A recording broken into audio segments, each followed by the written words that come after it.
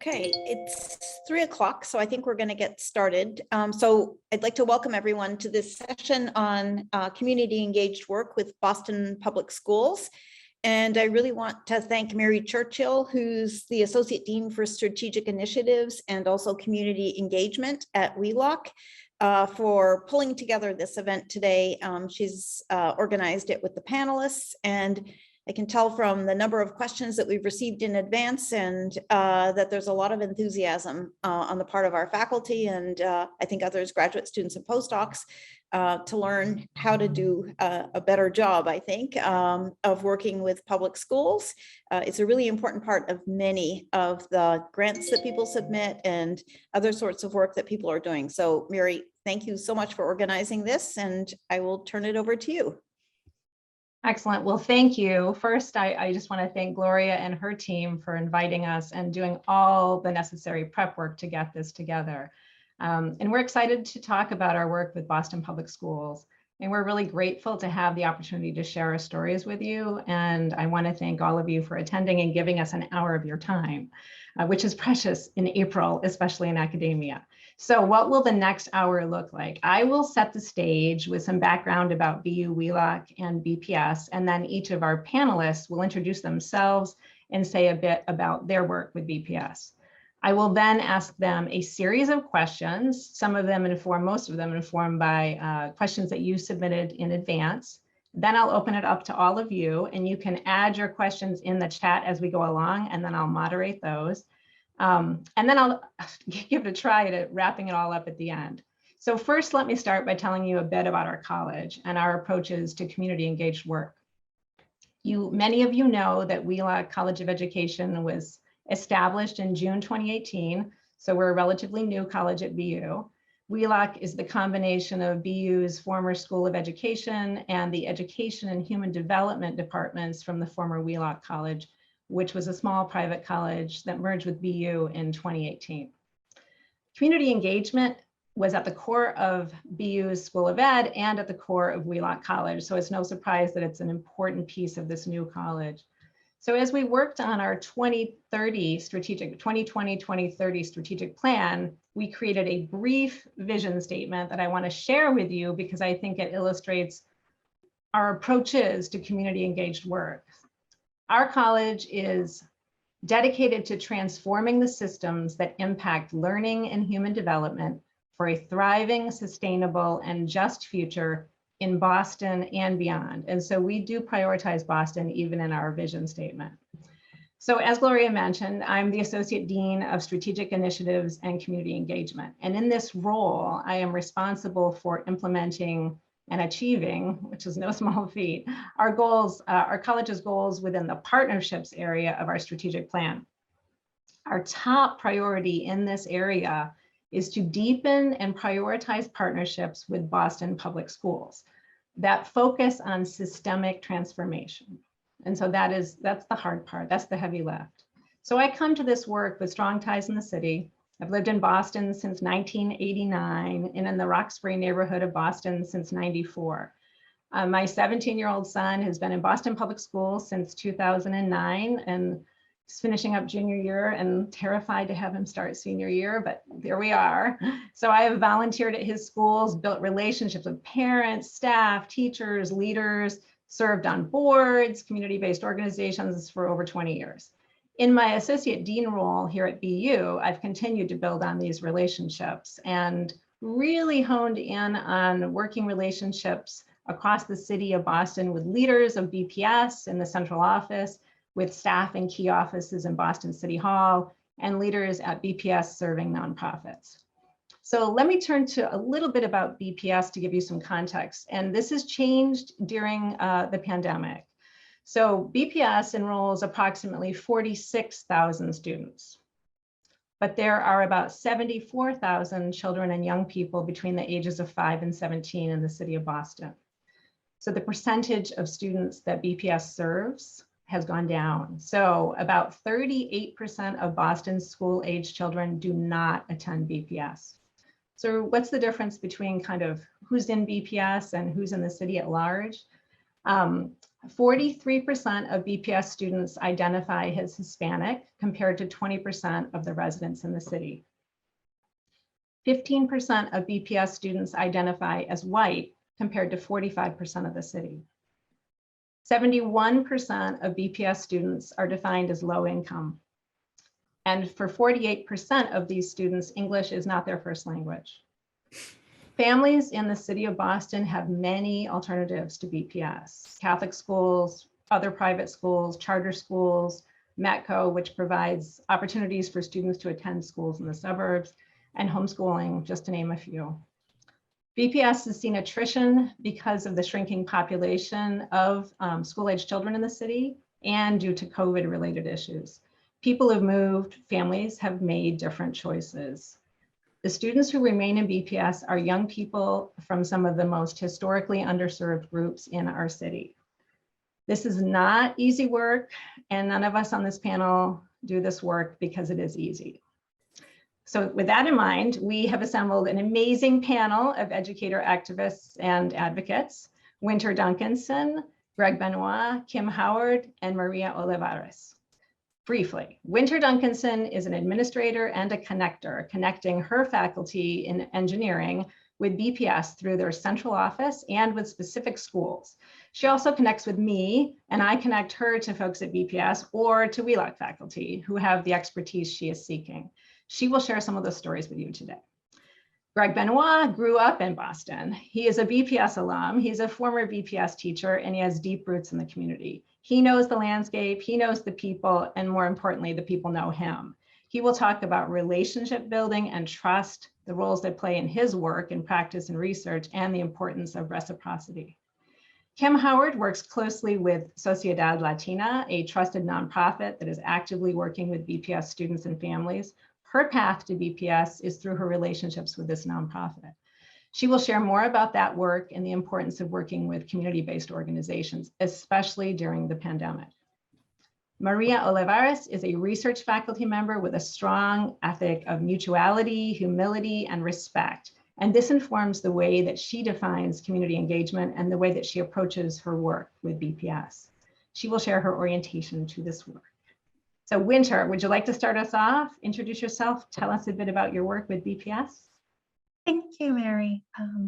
I didn't realize you were going to out yourself today on our relationship, but I'll change that a little bit. So thank you for including me. So I'm Winter Duncanson, and I'm the Assistant Dean of Outreach and Diversity for the College of Engineering.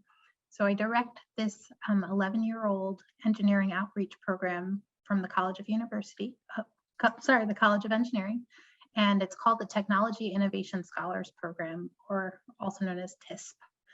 And so with TISP, we have this goal of exciting, inspiring, and preparing the next generation of engineers. And a key constituent of that next generation is right here in the Boston public school system.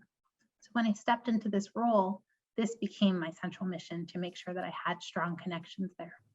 So I will describe two approaches that I use to engage with the BPS system and how I leveraged the resources and expertise within Wheelock, starting with Mary, to achieve my objective of effectively engaging with the BPS community. So my first approach, I wrote a proposal to develop a first robotics and a first Lego League team at one of the Boston public schools. I was so excited about the work and how it would serve BPS students with robotics programming, giving them opportunities of things they didn't have. And I'd also included a significant portion of my budget for professional development of a few Boston public school teachers, making sure that the program I built was sustainable and built capacity into the school system so that the program could continue. Little did I know, BPS teachers are stretched beyond their limits. And though they're so committed to their students, they're limited in their actual just natural capacities and limitations. So I spent a year being frustrated that I had written this proposal where I was going to sustain teachers and to sustain this programming, but I couldn't get any teachers to commit to this. So consequently, I wound up, I just wound up frustrated and unable to fulfill the goals that I had aspired to. So in the second approach, I spoke with a Wheelock administrator, but it was Mary. And I told her about the goals that I had for this program and how I needed to connect with BPS schools. And so she connected me with this really fantastic administrator in this program. And stop moving the screen. And so we discussed, so I wound up connecting with this BPS administrator, and we had the most engaging conversations and of brainstorming ways that the College of Engineering could more effectively engage with BPS students and teachers. And we discussed how we could actually use BPS student data to drive our outreach programs and also improve the success of BPS students, ultimately achieving the goals that Mary had laid out with Wheelock. So when the time came to transform our ideas into realistic proposals, the budget served both BU and also BPS. And so this administrator has been my liaison to BPS and has connected me to other administrators within BPS and also teachers. My suggestion to us all is to use this approach. So in closing, the administrators, faculty, and students of Wheelock are a hidden gem to our university, to Boston University. I've relied on their expertise to craft culturally responsive proposals that are designed to bring equity to STEM education, particularly as it relates to the diversity of BPS students. And I recommend following the ways of engaging with the population and serving them. Thank you. Thank you, Winter. That was lovely. Thank you so much. We're now going to move on to Greg Benoit. All right. Good afternoon, all. Happy Wednesday. Hopefully we can make it a little bit cheerier than the weather that is outside, that I'm looking outside my window right now. As Mary said, I'm a former Boston Public School student, former Boston Public School teacher, and now lecturer in the mathematics education department at BU Wheelock, and as well as assistant director of the Earl Center for Learning and Innovation. So one of my kind of like goals or objectives, even in taking the job, is a strong commitment to build sustainable bridges to and from Boston Public Schools. So I believe I witnessed multiple perspectives. Witnessing the multiple perspectives has helped me greatly understand the importance of like relationality in community-based research, right? So as a teacher firsthand, I saw like the transactional nature of research. So I was kind of told while I was a teacher from a top-down approach to kind of work with these researchers as they introduce new ways of new curriculum, new ways of doing things, new knowledges to our kind of community. And never did they actually ask us as teachers with cultural and experiential knowledge what we thought, right? Or they never asked about our students, and just kind of relied heavily on the reports that they've kind of generated previously before the research. Sure thing enough, when like the project itself ended, they kind of just packed up the things and they took their equipment, they took their bags and just left, right? And it was like a puff, like you know, didn't really have any substance there. And so years later, when I reflect on that experience and the research that myself and my colleagues do over at the Earl Center, we kind of examine like the superficiality of it all, right? One project in particular that I will kind of focus on today in this talk is my work called Inspire Math, working with Boston Public School math instructional coaches using digital simulations as tools to help teachers practice outside of the classroom, right? So just thinking about like, what does practice look like for educators, right? And one component that we believe is critical to the work is that we understand that we are part of that environment, we are part of that community. So we are part of the day-to-day fabric of like that of that school, right? So we're there for the ups, we're there for the downs, we're there for the spin arounds, and we're not there when it's just convenient towards us, right? And sometimes that may contradict some of the things that we put, or like the dates that we kind of put in our proposal. And so in closing, I'll be talking about relationality in research. Excellent, thank you. Kim, you are up next. Kim Howard. Great, thank you, Mary. Hello, everybody.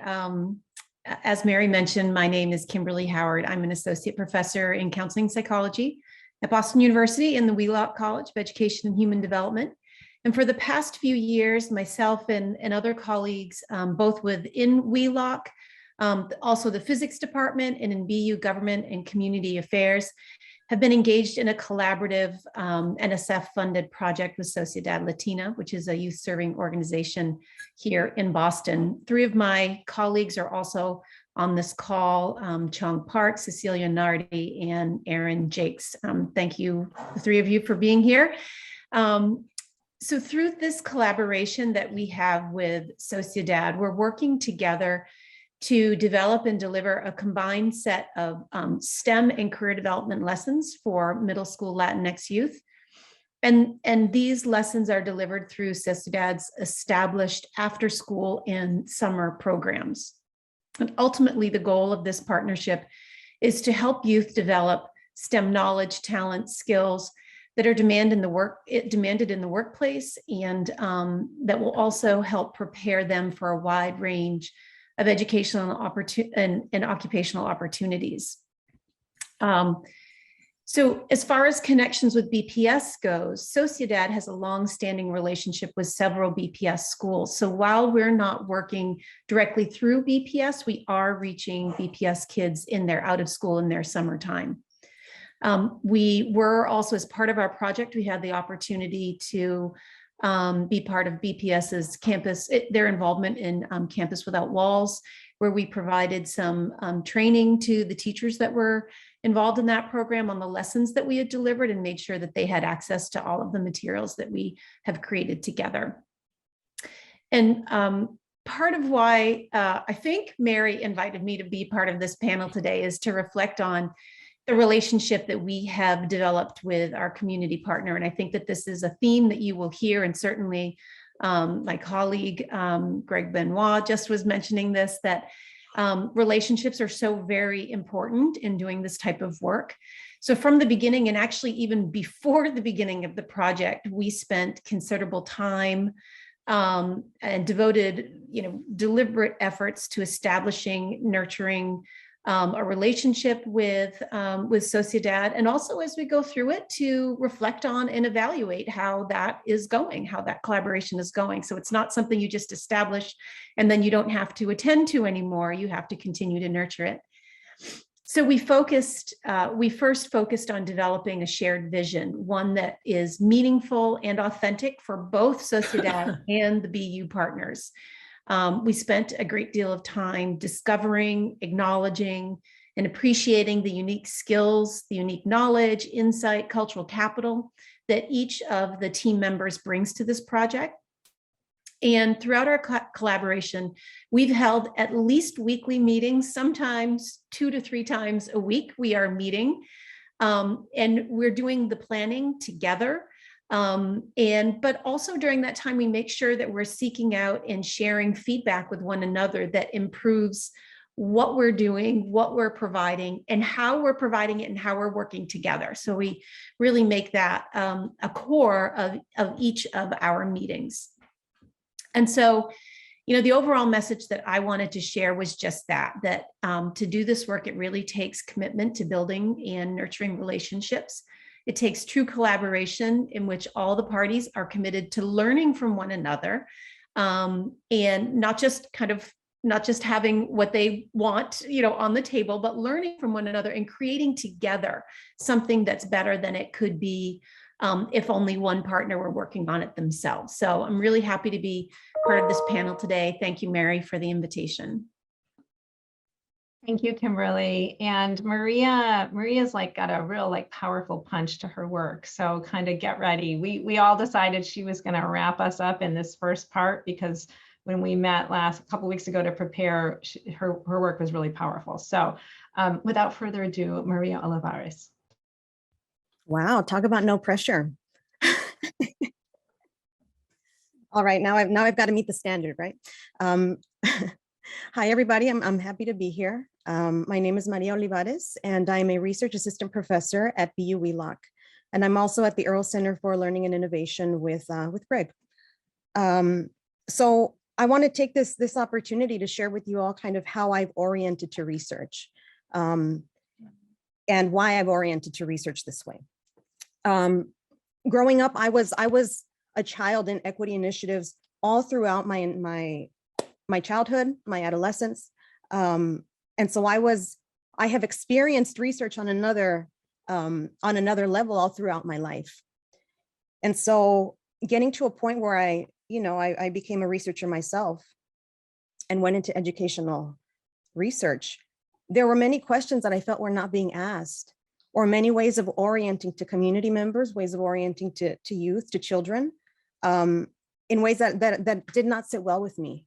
And one thing that was clear was that any work that I do had to be multi-level, had to be multifaceted. So what I've been doing with my work is my goal has been I said I'm research faculty. That means that I have several grants that support me to understand education and educational structures. And I'm an educational designer. And so I have felt that it's incumbent upon me to understand the flows of relationality, the ways in which educational spaces are designed, and how that impacts not only the research, but the children in that space, the teachers in that space, and the community in that space. The community is in the school is in the community. We are the same people, right? I am one of those children. And so I have felt a strong sense of responsibility for, I guess in a sense, being the change that I imagine. And it is through collaboration with colleagues and community organizations that I've been able to design research projects that enable me to make contact with every level of the educational pipeline. My goal in doing that has been to understand how designs, how structures permeate different spaces, how we carry lessons with us, how we carry trauma with us. And it's been clear to me through my own work and through my own lived experience that the work that we do needs to be one that decenters the researcher. It needs to be one that is aimed at being nurturing, one that is aimed at innovating new ways of relating to one another. And so in my own work with colleagues, Eli Tucker-Raymond, also from Wheelock College and the Earl Center, Brian Gravel from Tufts, and Amon Milner from Olin College of Engineering, we've developed this framework that we're calling critical relationality. And so what that is, it's almost putting ourselves to task and asking ourselves, what does it mean to be relational? What does it mean to claim that? What does it look like? What does it feel like? And where does it show up? How does it manifest through all of our actions? And so what that has pushed us to do is to look at learning environments on multiple scales, to think about how educational design doesn't only live in the classroom, but ultimately impacts everything else. It is a root system. And so what I do is I design from an orientation, from a stance of critical relationality. And so what that means is when I go into a space, I decenter myself. When I design something, I decenter myself. Because by doing that, what I'm doing is fundamentally designing for capacity building and sustainability. And that to me has always been key. It has always been key. Through my own experience, I've experienced equity initiatives as a student that it's just different. One program and then another program and then another program. It always felt like a different kind of experience, a different experiment, rather than a cumulative growing experience or a layered opportunity to grow and develop. And so what we do is we think about the setting as more than just a setting where we're going to do research. It's a setting where we are there to support our partners and to also enable create contexts that enable researchers to connect with community organizations themselves, so research practice partnerships. And the work has proved rewarding, but what has been clear is that longstanding relationships require us to decenter ourselves. They require us to not, I think it's a big disservice to be there for the period of a grant, and then once the grant is over, what happens then? So my mission has been to ask what stays when I leave, and there should be a lot there. And so that kind of colors my attention to design. So I'll share more as we go on, and I'll talk about one of the projects that I'm currently on with Eli Tucker-Raymond and Kate Frankel from Wheelock. Thank you. So we're going to start with the questions that were submitted ahead of time, but please put questions in the chat. I see one from Stephen. And I'm going to shake it up a little, ask Kimberly to answer this one first. And this is let's start with the why. Why do you do this work? What is your motivation for initiating this type of work? Thanks, Mary. So I had mentioned before that I'm in the counseling psychology program. And so I come to research with a background in psychological intervention, in being trained also to be a therapist as well as a researcher. And so when I decided that I wanted to go the route of academia and research, for me, research that is on the ground, that is connected directly to people and in relationship with others, felt so consistent with my training as a psychologist, and was motivating and engaging for me. It felt real to be able to see the impact of your work, see what's working, see what's not working firsthand.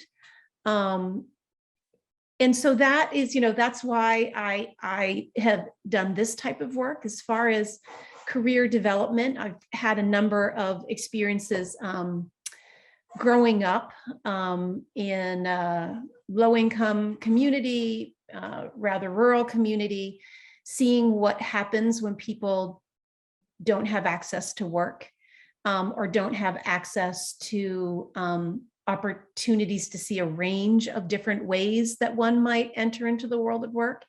And that's really been the driving focus then of my research, trying to make sure that all youth have the opportunities to reflect on their interests, develop skills, learn how to explore the world of work, be able to project themselves into a range of careers, to see others who look like them in whatever ways are salient for them in a range of different occupations. And so that's really what brings me together to this work. I hope that answered your question, Mary. Oh, no, and then some. And I learned something about you, and that's like a really deep why. That's lovely. Thank you. Winter, do you want to go next? Absolutely. So I echo everything that Kimberly said. I think it's so interesting that we come from this place where we want to drive access. So as a child, I had access, and my parents made sure that education was accessible to me because they realized that education opened up opportunities. And it even took me moving to Scarsdale, New York, the least diverse place in New York, to get that access. But I had that, and so I wanted to ensure that that type of access was available to others. And so the why behind what I do is to ensure that everyone has access to opportunities, particularly for STEM education. Thank you. Well, and I think this is it, right? They're personal stories of why we're motivated to do this work and to have this impact. Greg or Maria, you don't, it's optional. Like, I don't want to make everyone answer every question. I don't know, like, I don't know the format of this whole thing. I just want to say what, like, the why, that I personal sense of connection is like, I just feel like we owe it to our ancestors, and we owe it to like our foremothers and forefathers, right? Who have pushed and thrived and got us to this point for us to kind of continue to pick up the baton and kind of continue to keep going. I naturally kind of say my motivation comes every time I look at my nieces, my nephews, my cousins, my family, like who all go to Boston Public Schools. You know what I'm saying? And like when you start to look at their face, like, there's just a strong commitment to design like educationally expansive spaces where Black and brown bodies kind of continue to thrive, right? And I know something that we talk about in the Earl Center, I know Maria kind of uses it as well, is like just like the authentic research, right? And I know you heard it, the passion in a lot of her story as well, is, we just kind of done with like drive-by researchers, right? Who kind of continue to exploit like Black and brown bodies and just for like, accolades and promotion, right? We're done with that. And so, so when you start to think of like your why, right? Think about like what ties you to the work for real. I do want to just briefly share my why.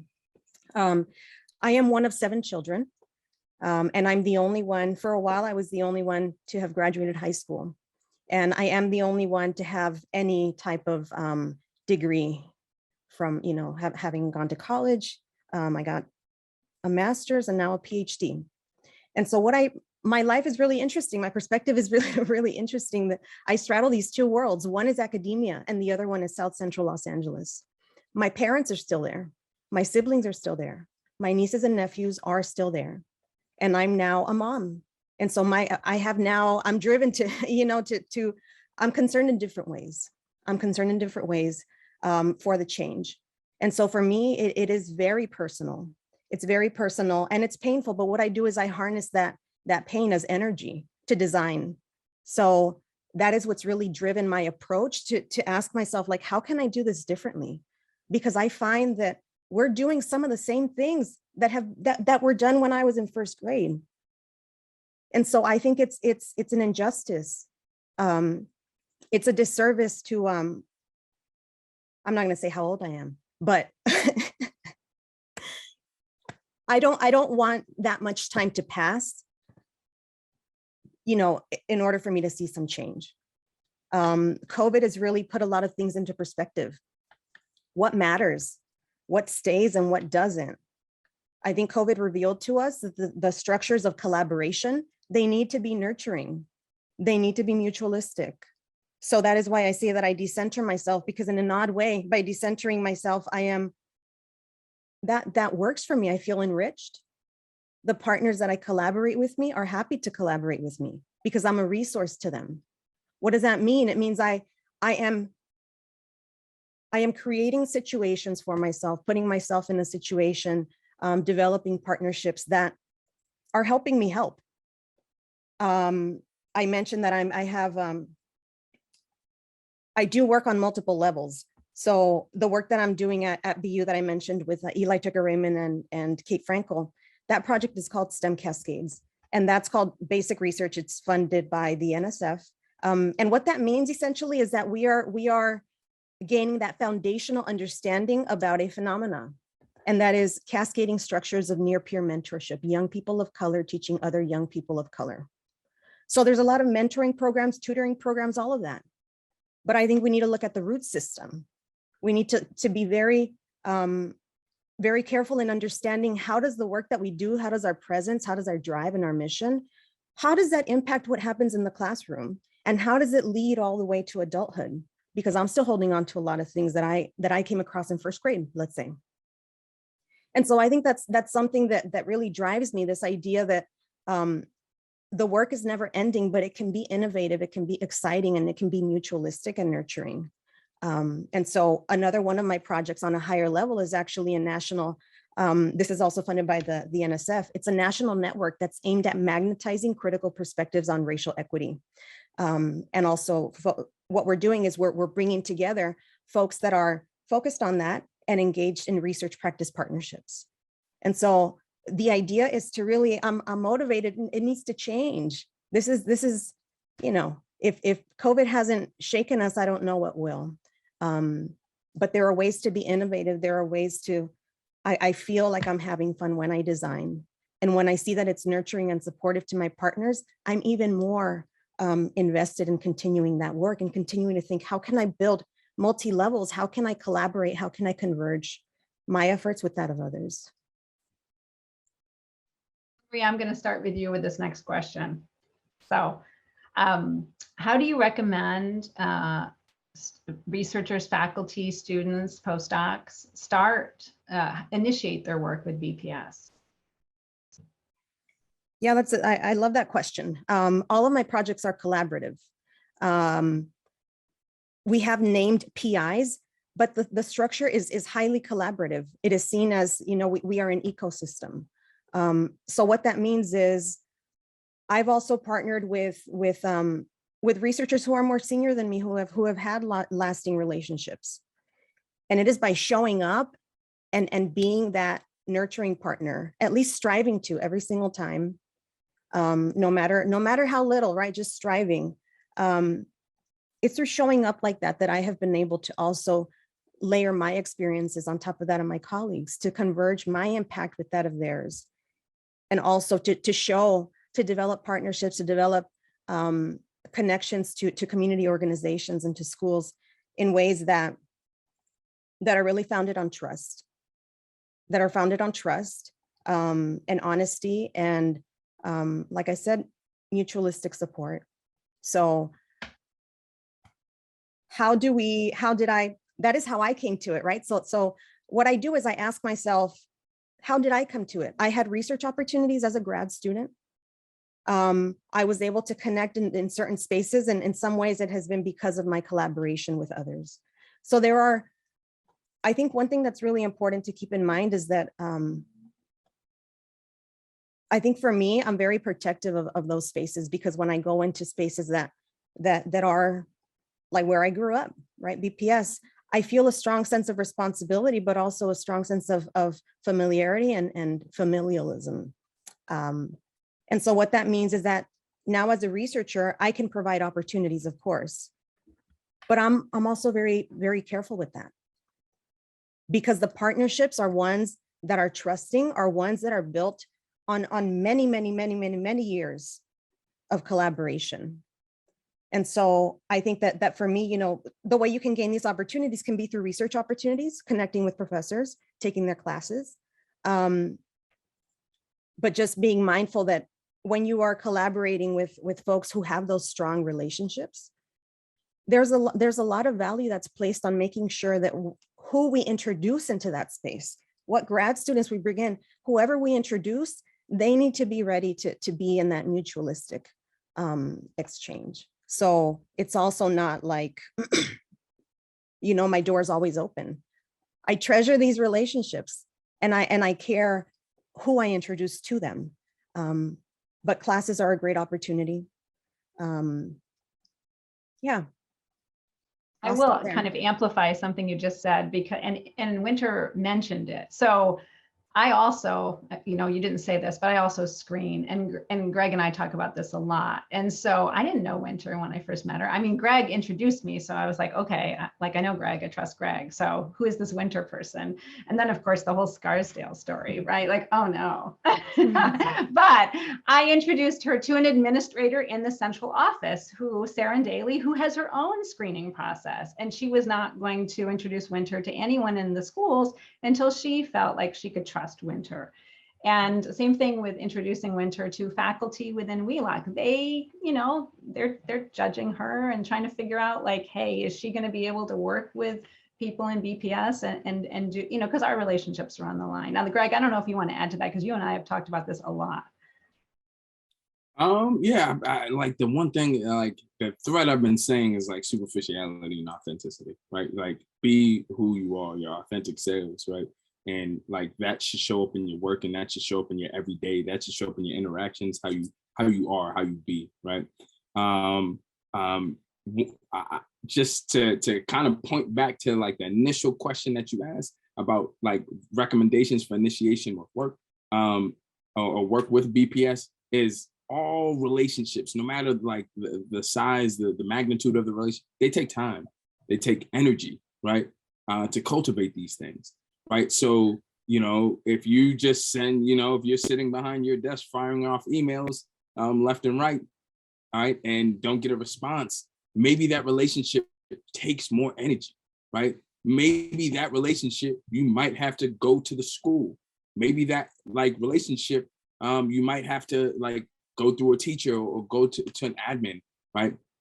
You know, I'm just saying that like having like been in BPS and having worked in like in administration, there are 100 emails a day, right, that a principal receives, and then like on top of like the everyday fires that they naturally have to put out just like by running the school.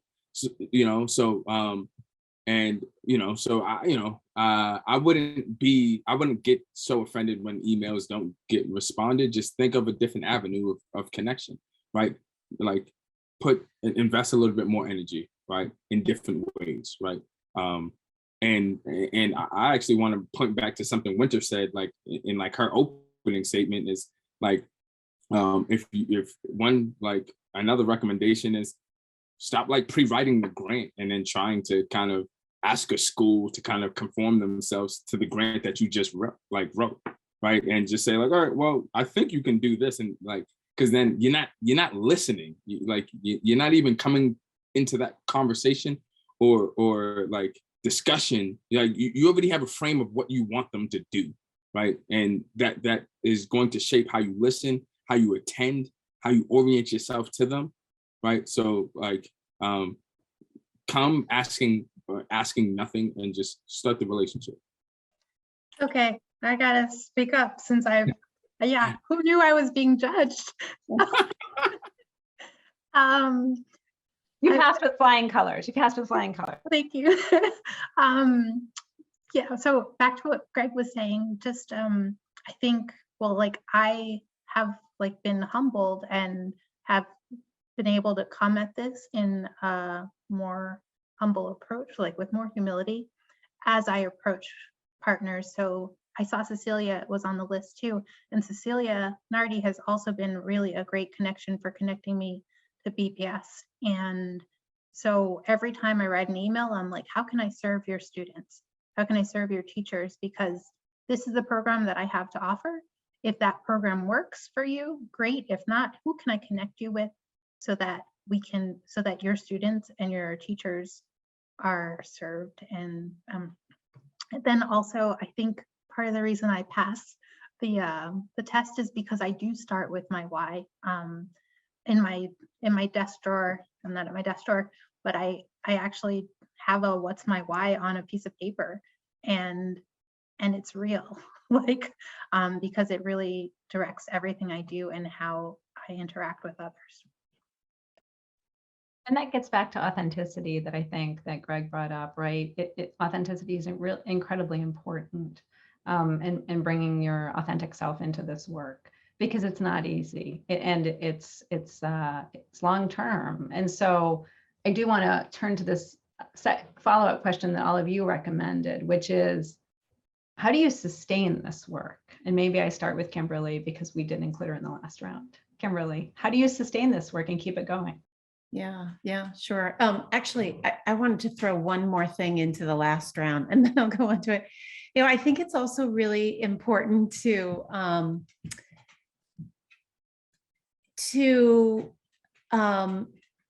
be thinking beyond the immediate project and to try and keep open to what your partners may need, and that things may come up and that we all need to flex and support. So very, very early in our working with Sociedad, this was March of 2020, when everything slammed shut, and they were continuing to try and support their youth remotely. And many of the youth had parents who were frontline workers. I mean, there was just so much that they were trying to carry for the youth that, we were in dialogue saying,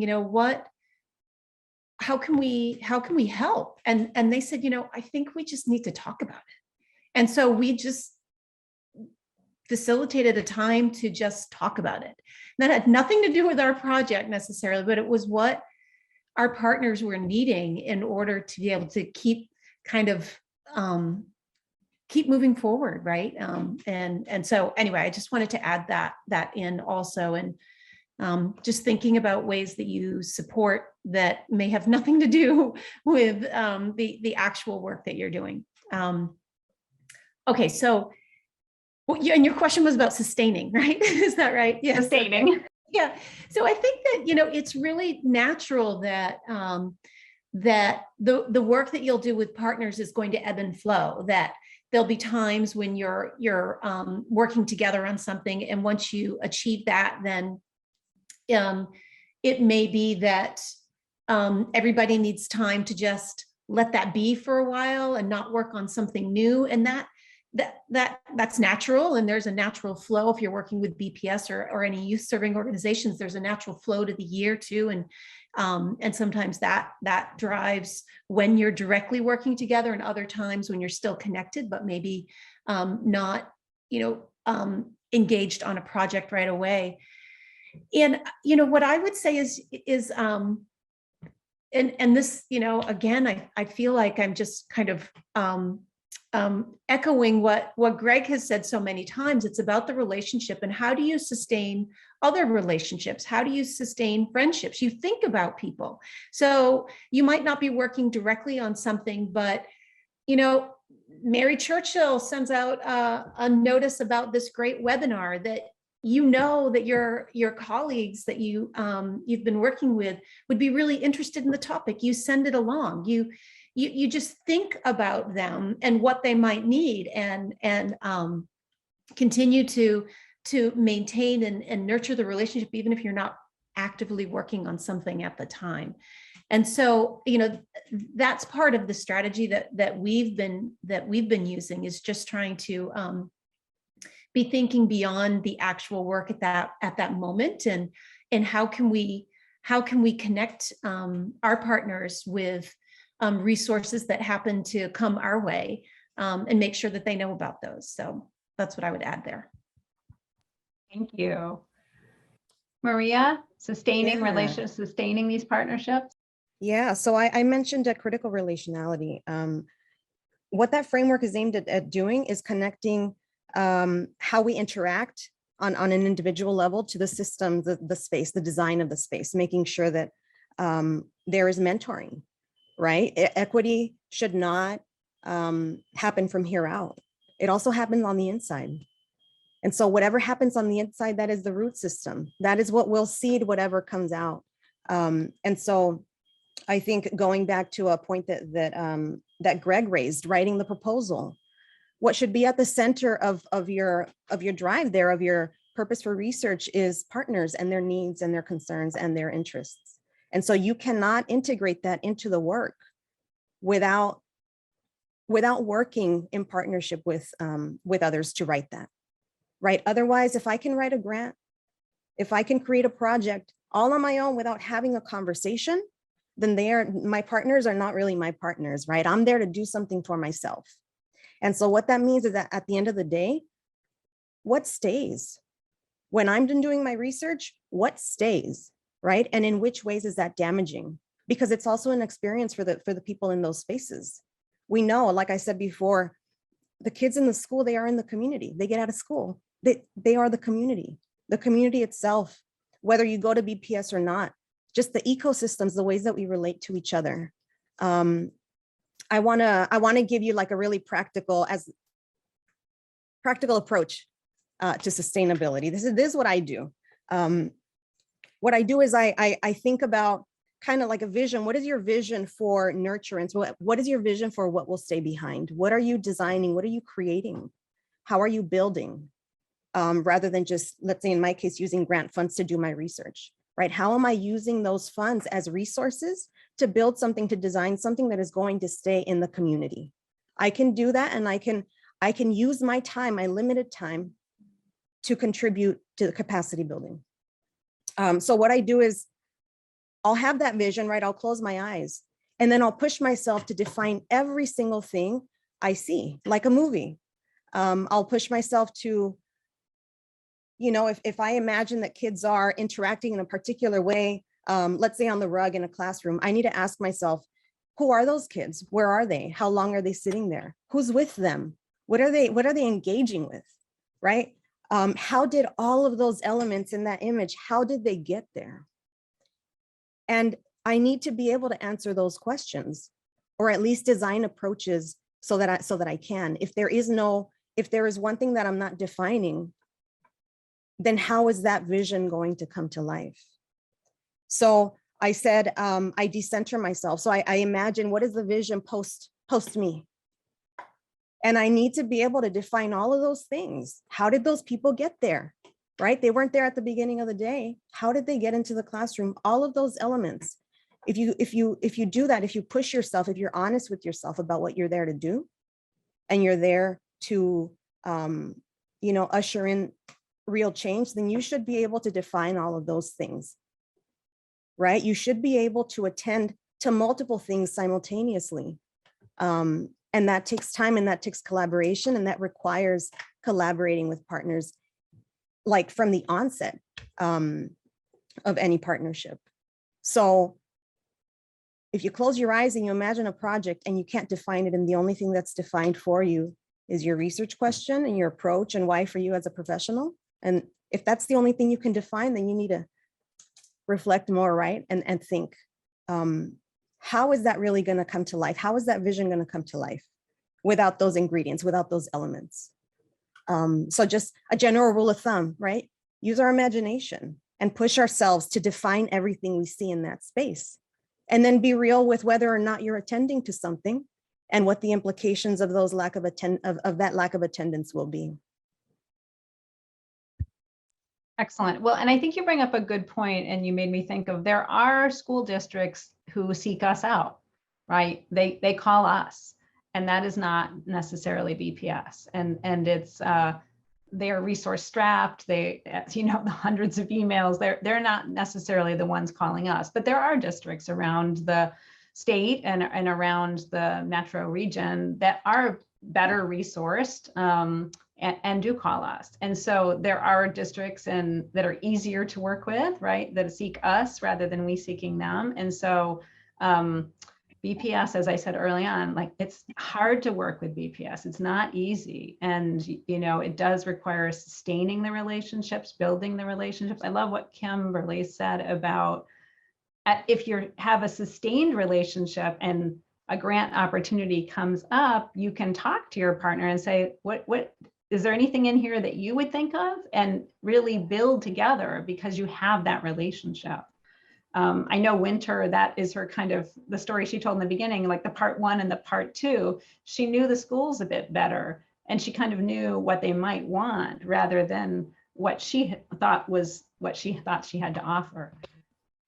Winter, I don't know if you want to say anything about that or. No, that really covers it. Okay. Well, because I feel like, especially as academics, you know, like we're always doing research. We're like, oh, we found these best practices, we're going to do them. And I'm going to put my research in your school and make it all better, or do this for you and make it better. But that might not necessarily be what they need. And so, like Kimberly was saying, like, what do our partners need?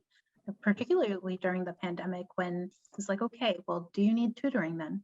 We can tutor, you know, like, I just want you to know that we're here for you because we want to support your students and support your school. And take home kits. That was your thing. You leaned in with take home kits, right?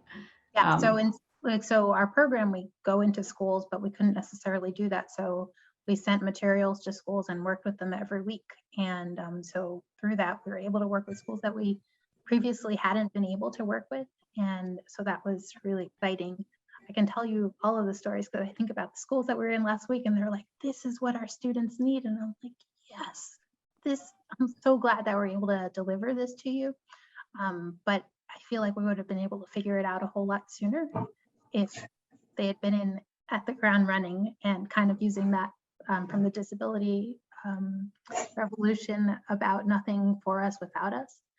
And so if we apply that framework to how we approach our partnerships, So nothing for BPS without BPS. Can I also, I want to add to that because I talked about imagining this vision. Sometimes that vision is really, really big. No one project, no one research initiative should constitute that whole vision, right? It's just one page in a larger book, in a much larger book. And so there's always room for growth. Maybe sometimes I cannot, I might be able to define certain facets of whatever it is I see, but I might not have the resources to attend to that. That does not mean that we abandon it. It means that through the course of, in the course of carrying out the work, one begins to imagine, okay, how can I, once this is over, is there some other possibility, right? How do I come back in and continue to build? And so, you know, I mentioned root systems and flows of relationality. I mean, that is how you build. If there is something that is undefined and you're not able to do it now, it's not that we leave it on the table. It's that you use that experience and that growing insight to think about what is the next thing that needs to happen here, right? What is the next step? And that next research project. Yes, 100. I meant 1 page. Okay, that next research, we roll the punches, right? That next research project, that next research project needs to attend to that. So I mentioned the work that the STEM we're doing with STEM Cascades. That's really us interacting with people, but change is not going to happen only within that project. It needs to happen on a broader scale. And so it's that inspired my desire to want to unify us, magnetize us on a national scale and create structures that can expand opportunities for collaboration. So 1 page in a much larger book. We have 3 minutes left. I have not done a good job of keeping track of time. Stephen had one question and he is kind of back and forth, but I can read his question. He's interested in 18 and 19-year-old career opportunities in senior living industry. And I don't know, you know, Kimberly, I feel like that's closest to you with career opportunities. Do you have any advice for Stephen?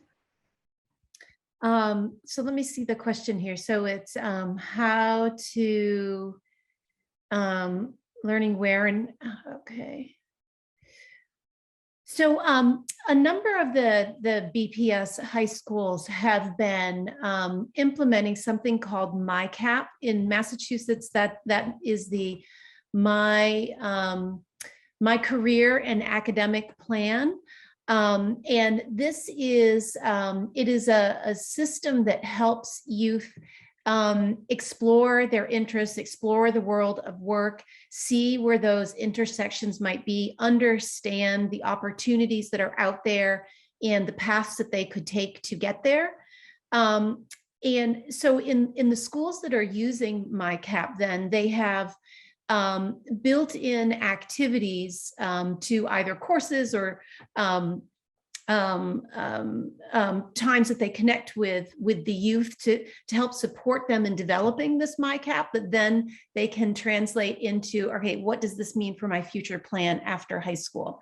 And so I think that might be one avenue that students could use that time in order to explore this rapidly growing industry, because again, that is one of the things that we're wanting for youth. We're wanting them to be able to, if they go into the Massachusetts career information system, we want them to be able to understand when there's that little fire sign next to an occupation that's listed. That means that it's a hot job, that it's a growing industry, that there's going to be lots of opportunities in there. And we want them to be able to use that as part of their planning as well, so that they have not just one opportunity, but multiple opportunities. They see, you know, what would be in demand careers. And so I think that might be one avenue, perhaps, Stephen. Thank you, Kimberly. And so we are at 4 o'clock, but I would love for each of the panelists to just kind of one word closure of, we were going to do advice, but just one word. Maria. Honesty. Greg. Nurturing. Winter. Humility. Kimberly. Collaboration. Excellent. Mine would be mutuality. Thank you so much, everyone. This was wonderful. Gloria, thank you and your team for inviting us. Barry, thank you. And thanks to all the panelists for sharing your stories and your insights. I'm sure it's going to be really helpful to the many people who are listening today. So yeah, thanks so much.